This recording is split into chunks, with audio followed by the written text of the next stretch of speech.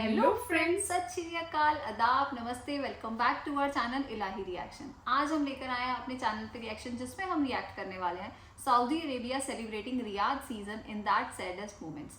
तो अभी हमें पता ही है इस टाइम पे क्या हालात चल रहे हैं, क्या माहौल चल रहा है गाजा में, पैलेस्टीन में। सबको पता है कि मतलब कितना दुख भरा माहौल है इस टाइम पे। जितने हमले हो रहे हैं, जितने परिवार खत्म हो रहे हैं, एक तरह से उनकी तो पूरी दुनिया ही खत्म हो गई है।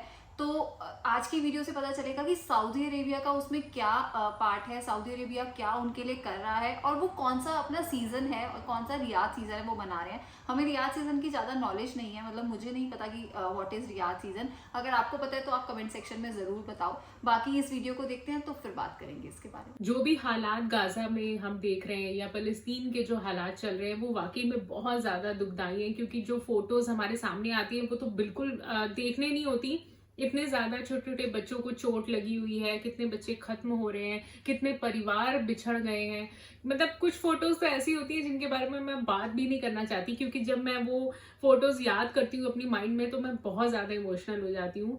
और ऐसे बीच में जब मैंने इस वीडियो पे देखा और इसका टाइटल देखा कि सऊदी अरेबिया में जश्न मनाया जा रहा है, तो ये किस चीज का जश्न है इस बारे में हमें नॉलेज नहीं है। तो पहले इस वीडियो को देखते हैं और जानते हैं कि ये कौन से जश्न के बारे में बात कर रहे हैं। तो बिना किसी देरी के शुरू करते हैं आज की इस वीडियो को। इसराइल की गजा में बमबारी से अब तक 8,000 से ज़्यादा फ़लस्तीनी शहीद हो चुके हैं। 20,000 इसराइली फ़ौज गजा के अंदर मुख्तलिफ जगहों से दाखिल हो चुकी है, जहां पर हमास की तरफ से इन्हें मुसलसल मज़ामत का सामना है, जिसकी वजह से कई इसराइली फ़ौजी भी मारे जा चुके हैं। मगर इसराइली मीडिया इसे रिपोर्ट नहीं कर रहा, इसीलिए ग्राउंड ऑपरेशन की बजाय वो मुसलसल गजा पर रॉकेट बरसा रहा है। गजा की हालत बद से बदतर होती जा रही है और इसी दौरान यमन ने बाकायदा इसराइल पर रॉकेट बरसाकर इसके खिलाफ ऐलान जंग कर दिया है और धमकी दी है कि जब तक गजा के अंदर इसराइल अपनी दहशतगर्दी को बंद नहीं करता तब तक ये रॉकेट हमले मुसलसल जारी रहेंगे। इन हमलों से इसराइली फ़ौज का अच्छा खासा नुकसान हुआ है और इसराइली तर्जुमान ने सोशल मीडिया पर अपनी आवाम से अपील की कि खुफिया होने की वजह से मैं वजाहत नहीं कर सकता, पर हमारे फ़ौजियों का अच्छा खासा नुकसान हुआ है और हमारी आवाम से दुआओं की दरख्वास्त है। यानी अपनी शर्मिंदगी छुपाने के लिए ये नंबर्स छुपाए जा रहे हैं, जिसका सबूत ये वीडियो है जिसके अंदर ये देखा जा सकता है कि इसराइली कमांडर और फौजियों को हेलीकॉप्टर से हॉस्पिटल्स में शिफ्ट किया जा रहा है। इसराइल के शहर एलीत पर मौजूद बंदरगाह पर यमन की फौज ने रॉकेट फायर किए हैं जो कि रेड सी से इसराइल को जोड़ती है। हालांकि यमन के हुसी बागी और फौज आपस में लड़ रही है, पर यमनी फौज के तर्जुमान का कहना है कि हमने ये हमला इसलिए किया क्योंकि हमारी आवाम ऐसा चाहती थी, जो कि बहुत ही अच्छी बात है क्योंकि यही मकाम एक आवाम का होना चाहिए जो कि असल रियासत होते हैं। ईरान बाकायदा तौर पर इस जंग के अंदर कुछ इस तरह से शामिल है कि यमन के अंदर हुसी बागियों, लिबनान के अंदर हजबुल्ला और इराक के अंदर तमाम मुसल्लह ग्रुपों को वो सपोर्ट कर रहा है जो कि मुसलसल इसराइल पर हमले कर रहे हैं। इसके अलावा फ़लस्तीन के अंदर हमास को भी ईरान इनडायरेक्टली सपोर्ट कर रहा है। ईरान इस जंग के अंदर इनडायरेक्टली शामिल है और वो चाह कर भी इस जंग के अंदर डायरेक्टली शामिल नहीं हो सकता, क्योंकि अगर वो ऐसा करता है तो दुनिया के अंदर तीसरी आलमी जंग शुरू होने का खतरा है, इसीलिए वो मसलियत से काम ले रहा है। इसके अलावा रशिया और चाइना ने भी इसको मशवरा दिया है कि पहले इन मुल्कों से इनडायरेक्ट इसराइल पर हमले करवाए जाएं, ऐसे मुल्कों से जो कि पहले से खाना जंगी का शिकार हैं, यानी लीबिया, इराक और यमन वगैरह से। और अगर फिर भी इसराइल बाज ना आया तो हम बाकायदा तौर पर इस जंग के अंदर शामिल हो जाएंगे।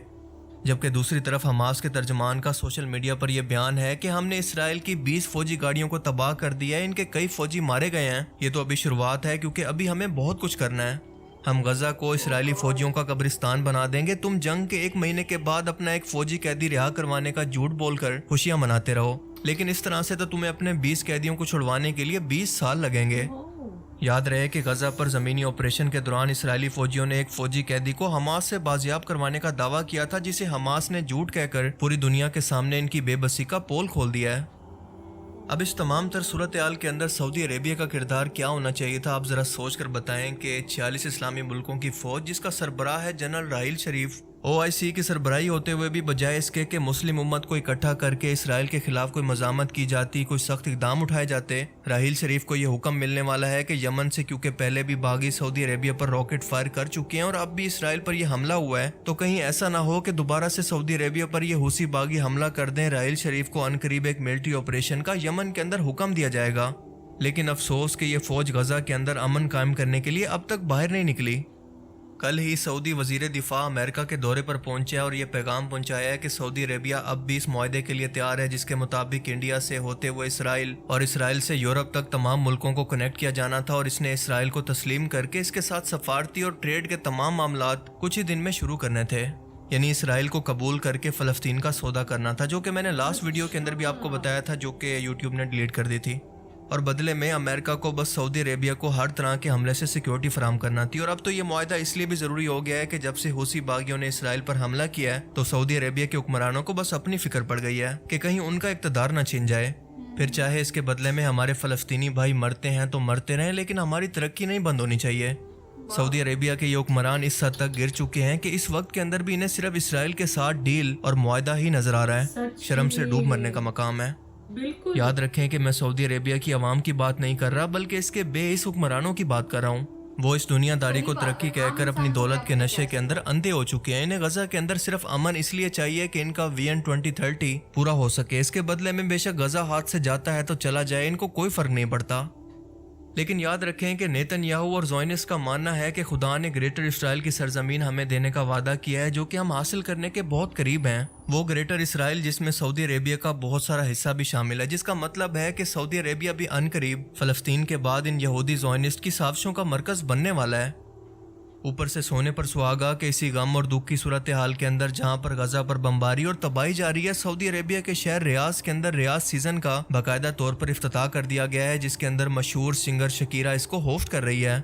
रियाज सीजन को सऊदी एंटरटेनमेंट अथॉरिटी हर साल ऑर्गेनाइज करवाती है, जिसके अंदर दुनिया भर के celebrities, controversial singers, actors, models और एक्टर्स शामिल होते हैं। हर साल हमें इस तरह के इवेंट्स के अंदर बेहयाई, फाशी, इस मुकद्दस सरजमीन और दीन इस्लाम का मजाक बनता हुआ दिखता है। बिल्कुल इसी तरह से इस रियाज सीजन से भी कुछ ऐसे बेहयाई और बेशर्मी के वाकयात की वीडियो सोशल मीडिया पर वायरल हो रही हैं कि इनको देखकर एक मुसलमान का सर शर्म से झुक जाता है कि इस मुकद्दस सरजमीन को एक दिन ये दिन भी देखना थे। यानी ये हुक्मरान आखिर किस हद तक गिर सकते हैं कि एक पड़ोस के अंदर भी फौतगी हो जाए तो भी हमसाये इसके गम के अंदर कुछ दिन तक शामिल रहते हैं, अपनी तमाम खुशी की रसूमात चाहे कुछ दिनों के लिए ही सही पर तर्क कर देते हैं। पर यहाँ पर तो हर रोज कई सौ मासूम बच्चों, औरतों और जवानों को बेगुनाह गजा के अंदर कत्ल किया जा रहा है, बेगुनाह बच्चों को मारा जा रहा है। और मुस्लिम दुनिया के हुक्मरान ये बेहुदा किस्म की फैश महफिलें सजाकर पूरी दुनिया को इस मुल्क के अंदर आने की दावत दे रहे हैं। ला हौला वला कुव्वता इल्ला बिल्लाह। क़यामत वाले दिन ये लोग रसूलुल्लाह सल्लल्लाहु अलैहि वसल्लम को आखिर क्या मुंह दिखाएंगे, किस मुंह से हौज़े कौसर पर इनका सामना करेंगे।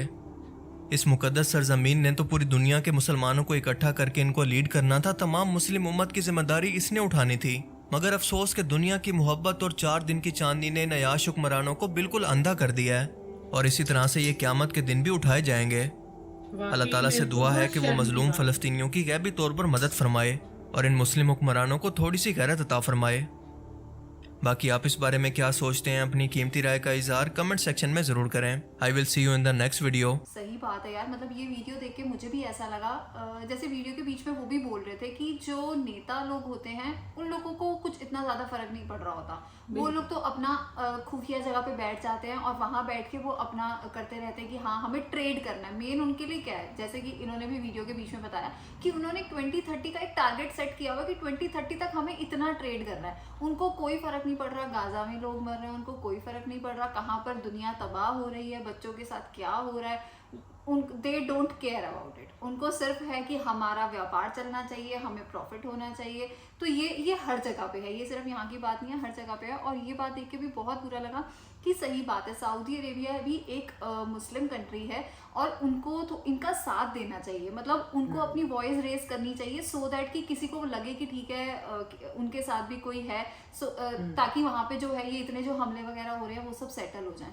पर नहीं, वो लोग अपना जश्न मना रहे हैं। तो बाकी हाँ, वीडियो काफ़ी नॉलेजेबल थी, काफ़ी कुछ पता चलता है, क्योंकि हम लोगों को नहीं पता था कि रियाद सीज़न क्या होता है या उसमें कैसे कैसे ये लोग सेलिब्रेट करते हैं और क्या सब हो रहा है इस टाइम सऊदी अरेबिया में और सब जगह पे। तो वीडियो काफ़ी अच्छी थी, काफ़ी नॉलेजेबल थी। वाकई में आज की इस वीडियो को देखने के बाद जो है कह सकते हैं कि इंसानियत शर्मनाक हो रही थी पूरी तरीके से, क्योंकि जब वो फोटोज़ हम आम इंसान जो कि मैं कभी पाकिस्तान नहीं गई, ना मैंने कभी उधर के कभी किसी इलाके को एक्सप्लोर किया है, लेकिन जो फोटोज हमारे सामने आती है उसको देख के इतना ज्यादा दिल दुखता है, क्योंकि बच्चा किसी का भी हो, जब बच्चे रोते हैं तो वो हर जगह कहीं ना कहीं आपको इमोशनल कर जाएंगे। और मैंने ऐसी बहुत सारी फोटोज देखी जिनमें किसी की माँ खत्म हो गई, या किसी के सिर से पिता का साया उठ गया, या उनके घर के बच्चे खत्म हो गए।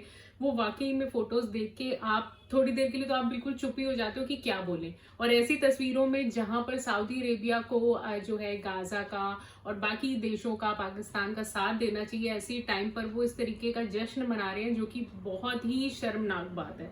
और कुछ इस तरीके का जश्न है जो कि इस्लाम में बिल्कुल भी कबूल नहीं है। अभी तक की जितनी वीडियोस में हमने इस्लाम के बारे में पढ़ा है तो इस्लाम हमेशा पर्दे में रहने का और जो है अल्लाह को याद करने का, इबादत करने का ज्यादा हुक्म देती है, ना कि आप इस तरीके की कुछ पार्टीज में इस तरीके से आप शोर शराबा जो है वो ज्यादा इस धर्म में पसंद किया जाता है। तो वाकई में ये वीडियो कहीं ना कहीं नॉलेजेबल जरूर थी, लेकिन कहीं ना कहीं दिल में इस वीडियो को देखने के बाद बहुत दुख और दर्द भर गया है। तो ठीक है गाइस, इस वीडियो को यहीं पर एंड करते हैं। होप करते हैं आपको पसंद आई होगी। अगर अच्छी लगी तो वीडियो को लाइक करके जाना, चैनल पे नए हो तो चैनल को सब्सक्राइब करके जाना, और हमें कमेंट सेक्शन में अपने थॉट्स जरूर बताना। और हम मिलेंगे एक नई वीडियो में, तब तक के लिए बाय।